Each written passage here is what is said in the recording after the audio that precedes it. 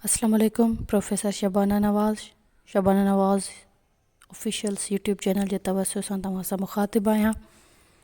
मूं कुझु वक़्तु पहिरीं जेको सिंध पब्लिक सर्विस कमीशन जे लेक्चरर्स लाइ वीडियो अपलोड कयो हो, उन जे पेपर गाइडलाइन ऐं पेपर पैटर्न जे हवाले सां, उहो पसंदि करण लाइ मां तव्हांजी बेहद शुक्रगुज़ार आहियां। ऐं मां सम्झी सघां थी उन्हनि उम्मीदवारनि जी कैफ़ियत ऐं एक्साइटमेंट जिन जी हिन कुझु ॾींहंनि में 17 तारीख़ ते टेस्ट थियण वारी आहे। जेकॾहिं असां कुझु पढ़ंदा आहियूं या कुझु वॾो इम्तिहान ॾियण वारा हूंदा आहियूं, उन हवाले सां अगरि असांखे का बि नंढड़ी क्लू टिप्स या कुझु गाइडलाइन मिली वेंदी आहे त यकीनन उहा असांजे लाइ तमामु घणी सेटिस्फिकेशन ऐं ख़ुशीअ जी ॻाल्हि हूंदी आहे। ऐं मूंखे इन ॻाल्हि जी ख़ुशी आहे त मुंहिंजी हिकिड़ी नंढड़ी कोशिशि ऐं नंढड़ी गाइडलाइन तव्हां लाइ कारआमद साबित थी रही आहे या साबित थी आहे, त इहो मुंहिंजे लाइ हिकिड़ो वॾो इनाम आहे। ऐं तव्हां उन वीडियो लाइक करण खां पोइ तव्हांजी जेका ॿी मैसेजिस हुया मूंखे, त तव्हां जेके गाइडलाइन शेयर कई आहे ऐं उन में जेको पेपर पैटर्न शेयर कयो हो, जेकॾहिं तव्हां उन जा जवाब बि ॾींदा हलो हा त असांजे लाइ आसानी थी वञे ऐं तमामु सुठो हुयो। मां जवाब इन जे लाइ ई न ॾिना हुआ त तव्हां उन जा जवाब पाण ॻोल्हियो ऐं पाण पढ़ियो।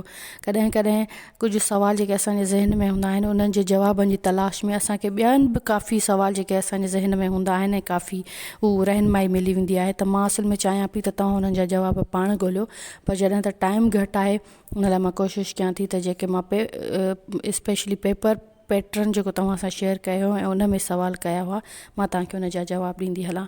सुवाल नंबर पहिरियों हुयो त काज़ी कादन जो कलाम भारत मां कॾहिं मिलियो? 1956, 1978, 1988। उनजो सही जवाबु आहे 1978। काज़ी कादन जो कलाम भारत मां 1978 में मिलियो। ॿियो नंबर सुवाल हुयो, मौजूदा सिंधी सूरतख़्ती कहिड़े साल राइज थी? 1843, 1853, 1868। उनजो दुरुस्त जवाबु आहे 1853। इलाही कॉमन सुवाल आहे, जेकी बि सिंधी जे कमीशन जी तयारी कंदा उन्हनि लाइ त इहा हिकिड़ी आम सी ॻाल्हि हुअणु घुरिजे। जॾहिं बि सिंधी ॿोली ते अचनि था त मौजूदा सिंधी सूरतख़्ती 1853 में राइज थी। इश्किया किसो लाखो फुलाणे महर राणी कहिड़े दौर जो किसो आहे? सुमरा सम्मा टालपुर समन जे दौर जो किसो आहे। शाहब लतीफ़ बिटाई कहिड़े फ़क़ीर सां चर्चा कंदो हुयो? तमर फ़क़ीर, वगन फ़क़ीर या मोहब्बत फ़क़ीर? उनजो सही जवाबु आहे वगन फ़क़ीर। हालांकि तमर फ़क़ीर सां बि शाहब लतीफ़ बिटाई जी तमामु घणी वेझड़ाइप हुई, उन जा हमअसर रहिया आहिनि, पर इन जो सही जवाबु वगन फ़क़ीर आहे। शाहब लतीफ़ बिटाई हेठियों बैत कहिड़े बुज़ुर्ग सां गॾिजाणी खां पोइ चयो? मूसी ॾिठा माउ, जिनी ॾिठो पिरीअ खे, करे न सघां का उन संदी ॻाल्हिड़ी। इन जा ऑप्शन्स हुया सचल सरमस्त, शाह इनायत, ख़्वाजा महमद ज़मान लंवारीअ वारो। उनजो सही जवाबु आहे ख़्वाजा महमद ज़मान लंवारीअ वारो। तव्हां सभिनी खे ख़बर हूंदी त शाहब लतीफ़ बिटाई जी उन्हनि सां तमामु घणी उन मां उनजे असर हेठि हुया, उन्हनि खां फैज़ हासिलु करण लाइ उन्हनि सां उन्हनि जूं काफ़ी मुलाक़ातियूं हुयूं। मखदूम अब्दुल रऊफ़ भट्टीअ जी अदब में सुञाणप कहिड़ी सिन्फ़ जे हवाले सां आहे? वाई, ग़ज़ल, मौलूद? उनजो सही जवाबु आहे मौलूद। ठीकु आहे, मखदूम अब्दुल रऊफ़ भट्टी जी अदब में सुञाणप मौलूद जे हवाले सां आहे। सिंधी ज़बान में पहिरियों तर्जुमो थियल नावल जो नालो छा आहे? तिलिस्म, गुलनि जी टोकरी, रासीलास? उन्हनि जो सही जवाबु आहे रासीलास। शाहब लतीफ़ जी शाइरीअ में औरत जो रूप कंहिंजी तहक़ीक़ आहे? Doctor Shahnawaz Sodhar, doctor Fahmida Hussain, doctor Abdul Jabbar जोणे जो? उनजो सही जवाबु आहे डॉक्टर फ़हमीदा हुसैन। मां तव्हांखे पहिरीं बि ॿुधायो हुयो त डॉक्टर फ़हमीदा हुसैन जी आहे डॉक्टरी जी थीसिस आहे, रिसर्च पेपर आहे, तहक़ीक़ आहे त शाहब लतीफ़ जी शाइरीअ में औरत जो रूप, जीअं ईअं ॿियूं केतिरियूं रिसर्च पेपर्स आहिनि, उहे तव्हां नज़र मां ज़रूरु कढी वठो। इहो सुवालु हुयो, अर्नेस्ट रम जे तरतीब ॾिनल शाह जे रिसाले में घणा सुर आहिनि? 22, 26, 30? उनजो सही जवाबु आहे 26। ड्रामे शिकंतला जो पहिरियों भेरो तर्जुमो कंहिं कयो? मिर्ज़ा कलीच बेग, रशीद अहमद लाशारी, काकू भेरेमल? हालांकि तव्हां सभिनी खे ख़बर आहे त मिर्ज़ा कलीच बेग जा तर्जुमा थियल नावल, ड्रामा, मज़मून केतिरा आहिनि ऐं हू ॼण त कोई तर्जुमनि जो मास्टर्स रहिया आहिनि ऐं उन्हनि जा तक़रीबन 450 खां मथे किताब आहिनि। यकीनन सभिनी जो दिमाग़ मिर्ज़ा कलीच बेग ॾे वेंदो हूंदो, पर ड्रामे शिकंतला जो पहिरियों भेरो तर्जुमो रशीद अहमद लाशारी कयो हुयो। ठीकु, सिंधी ॿोली जी पहिरीं ख़ातून नावल निगार केरु आहे? बादाम नातवा। सही जवाब हुन जो आहे बादा नातवा। मीर अब्दुल हुसैन संग जो लताफ़ लतीफ़ी शाह साईं जे हयाती बाबति हिकु बुनियादी किताबु आहे, उहो कहिड़ी ॿोली में लिखियो वियो आहे। मूं तव्हांखे पहिरीं बि जेके सवाल ॿुधायो हो त हुन में मुंहिंजे ख़्याल में मूं तव्हांखे जवाबु ॿुधाए छॾियो हुयो। त ऑप्शन हुया सिंधी, फ़ारसी, उर्दू, पर हुनजो सही जवाबु आहे फ़ारसी। उन खां पोइ ॿियो पोर्शन हुयो हेठियनि मां सही जवाब जी चूंड कयो।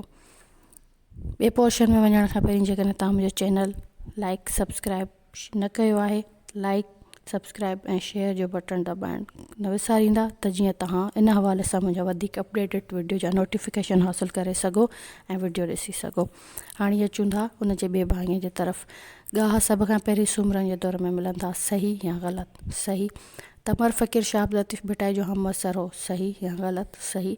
ओड़ा नावल गुलाम नबी मुग़ल जो लिखियलु आहे, सही या ग़लति? सही। उन खां पोइ हुयो त तनकी जी लुग़वी माना आहे परखणु, चङी ऐं बुछड़े खोटे ऐं खरे में फ़र्क़ु मालूम करणु, सही या ग़लति? सही। सुमरन जे दौर खां अॻु बि त ॻाह जी सूरत में मिलनि था, सही या ग़लति? ग़लति। रुबाई 5 सटनि वारे नज़म खे चइबो आहे, सही या ग़लति? ग़लति। इन लाइ जो मां तव्हांखे पहिरीं बि चयो हो त रुबाई 6 सटनि वारी शाइरी खे चइबो आहे, जेका अरबी ॿोली जे लफ़्ज़ रब मां वरितलु आहे। 5 सटनि वारी शाइरी खे मुख़म्मस चइबो आहे ऐं 6 वारी खे मुसदस चइबो आहे। मज़मून ऐं मकालो साॻी सिन्फ़ जा बनल आहिनि, सही या ग़लति? सही। भागान अली बाबा जी लिखियलु कहाणी आहे, सही या ग़लति? ग़लति। रदीफ़ लफ़्ज़ जी अरबीअ में माना आहे वहट ते वेठल ॿेल सवार, सही या ग़लति? सही। ज़मीर ख़ालिस 3 क़िस्मनि जा आहिनि, मुतकलिम, हाज़िर ऐं ग़ाइब, सही या ग़लति? सही। हेठियनि ख़ालनि लाइ सही जवाबु चूंडियो। मुखी मतारनि वारो किसो शाह अब्दुल लतीफ़ जे सुर डेश में बयानु कयो आहे, कल्याण, यमन कल्याण या बिलाल? सुर यमन कल्याण में उहो किसो बयानु कयो आहे। मशहूरु अफ़साने शीशे जे घर जो ख़ालिक़ केरु आहे? ग़ुलाम नबी मुग़ल, ग़ुलाम नबी मोराई या ग़ुलाम नबी आंगरो? उनजो सही जवाबु आहे ग़ुलाम नबी मोराई। मशहूरु अफ़सानो शीशे जो घर जो लेखक ग़ुलाम नबी मोराई आहिनि। जुमिले में जेकॾहिं फ़ाइल ऐं मफ़ऊल साॻियो हुजे त उनखे ज़मीर मुश्तरक, ज़मीर इस्तिफ़ाम या ज़मीर इशारो सदिबो। उनजो सही जवाबु ज़मीर मुश्तरक आहे, मुश्तरक। नाविल सोनावरियूं दिलियूं जो मुतरजम जो नालो ॿुधायो। लालचंद अमर ॾिनो, डॉक्टर गर्बशानी या दीवान नोलराय?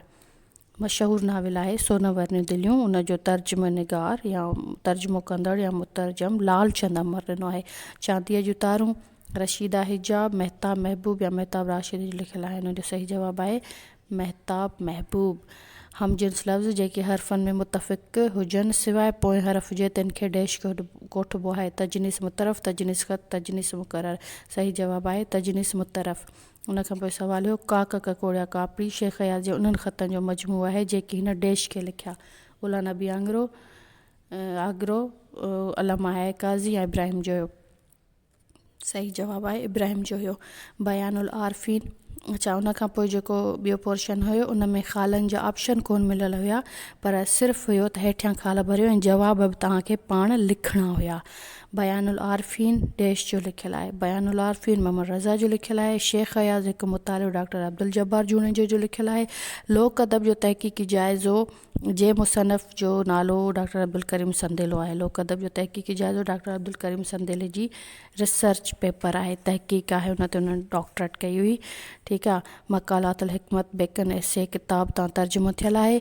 पहिरियों भेरो सिंधी ॿोलीअ जी तारीख़ ते लिखंदड़ पहिरियों भेरो सिंधी ॿोलीअ जी तारीख़ ते लिखंदड़ जो नालो भेरूमल महरचंद आडवाणी हो। नूरुल हुदा शाह जे पहिरें मजमूए जो नालो जलावतन 1979 में जेको शाया थियो आहे। उन खां पोइ जीके शुरू थिए थी 37 खां 40 सवालनि ताईं। उमेद आहे त हीअ वीडियो बि तव्हांजी पोएं वीडियो वांगुरु हीअं रहनुमाई कंदो ऐं वधीक सिंधी अदब जे कंहिं बि हिसे तारीख़, ॿोली, मकाला, मज़मून, ड्रामा, नावल या शाइरी या कंहिं बि हवाले सां जेकॾहिं के बि सवालात हुजनि त ज़रूरु पुछो ऐं मां पूरी कोशिशि कंदसि त नेक्स्ट वीडियो में तव्हांजे खे क्लियर करे सघां।